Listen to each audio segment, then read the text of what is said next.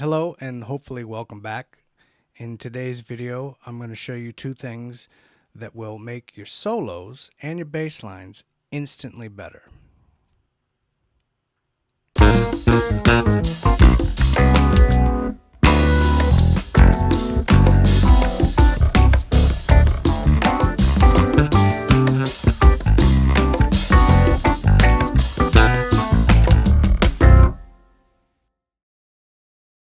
If you aren't already aware, there's a great series on YouTube by Berkeley professor Anthony Vitti called The Forgotten Grooveyard. On it, he has many different bass players, many of whom we all know, some of whom you will know if you watch the series. And what he does is Anthony Vitti will play a bass line with a drum loop and sometimes a pad, maybe some chords, and the guest will also sometimes play the bass, but often will take a solo on it. There's two that I'm going to briefly talk about today that's going to apply to what I show you. And one of them is when John Patitucci came and played the Forgotten Grooveyard, and the other is when Mike Pope came and played the Forgotten Grooveyard. There are many good bass players and many good performances on that, especially one by Victor Bailey, but I'm going to use those two, John Patitucci and Mike Pope, to show you how to make your solos, and you can also apply this to your bass lines instantly better. The links to the two videos are below in the description. One of the things that make both of their solos, Mike Pope, John Patitucci, great is not necessarily the vocabulary, which I think by now is well established that they're masters of the craft and the art, but it's how they frame their ideas, meaning what form are they putting to it. It's a jam session situation, and their solos are completely cohesive. How do you do that? That's what makes a good solo. That's what contributes to how you tell a story in a solo. You tell a story by how you frame your ideas, by how you put a form to them. If it's just a 2-bar vamp, you have to create a form. John Patitucci and Mike Pope created similar forms in their solos, contributing to what makes them really good. Better than really good, super really, excellent, superbly good.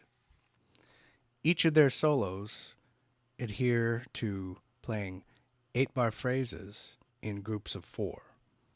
So you can label that A, B, C, D, E, F, G, right? John Patitucci plays 8-bar phrases in groups of 4. He plays it twice, and the big picture form you could put over that would be A, B, C, A. So he plays A, B, C, A, repeats A, B, C, A, and then there's kind of a little coda that vamps out of the solo. Now remember, each of those sections, A, B, C, and A again, are 8 bars long. Taking it even further is he divides those phrases into 2 4-bar phrases. So he's got like a question and an answer, and he makes different melodic statements in those sections. Mike Pope does a very similar thing where he plays 8-bar phrases in groups of 4, except he mixes it up a little bit. His first phrase is A, B, C, A, so he'll have 8 bars of an idea, 8 bars of another idea, 8 bars of another idea, and returning to the first idea. And then he goes into the second half of his solo, which you could label as A, B, C, D. You can guess that the last section, D, is different from the others. But in each of those sections, he returns to ideas that he played in the beginning of the solo. The same with John Patitucci. There's a cohesiveness to their statement. This concept of generating a form works really well when you're playing vamp grooves or even just solo. Now, obviously, if you're playing or soloing over a tune or a song, could be anything that has multiple sections, verses, bridges, choruses, things like that, then you really want to stick with that. There's your form. But outside of that, you need to know how to generate or create your own form. And this format is really good for that. So I put together a 2-bar loop, vamp kind of vibe. But as I am playing the solo, I'm going to put graphics up here on the screen to show you where I am in the form I'm thinking about to help visualize what I'm visualizing when I'm playing. And I've constructed it in a similar way that I found that John Patitucci did and Mike Pope did in the Forgotten Grooveyard series.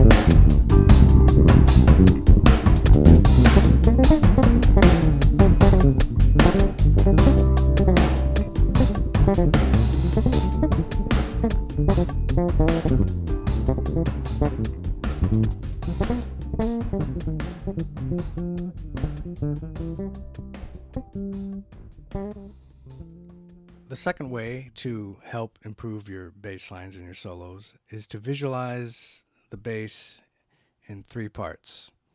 You have low bass, middle bass, and high bass. I think of the low bass as being obviously open strings to about fifth, sixth, seventh fret, maybe right about here. The middle bass is from there, maybe the sixth fret, up until about the octave. High bass obviously is everything else above the octave. So 3 basses: low, middle, high. A thing I like to do is start an idea low, move it to the middle, play high, go back to the middle, return to low. Kind of gives a nice arc to the solo. And if you just take one chord or one idea and just do that, which I'll do here in a sec, hopefully you'll be able to hear kind of the effect that being conscious of what range you're playing in has. So if you just do like a simple F major kind of thing, you know.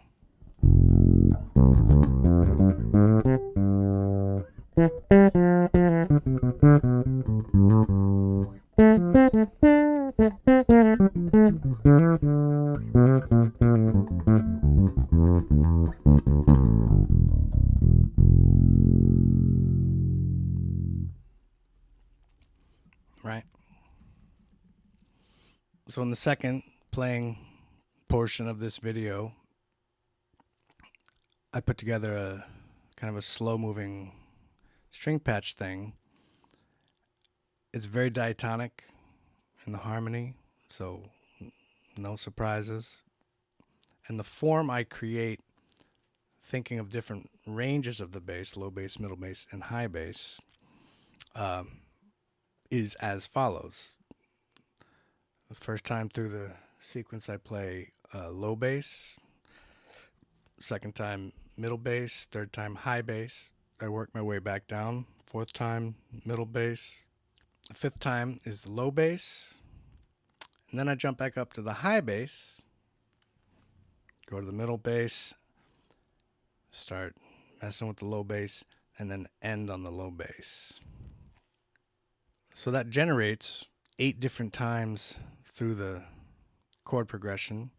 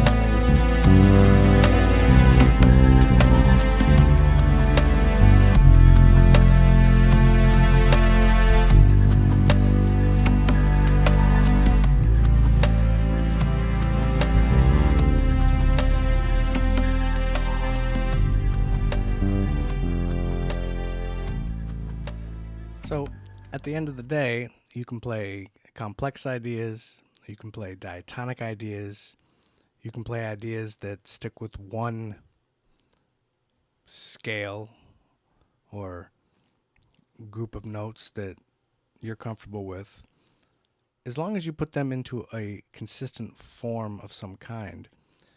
Fours and eights and 12s and 16s and 24s and 32s are all real good groupings for melodic ideas and bass line ideas and song forms. Your bass lines and your solos are going to be better instantly and noticeably.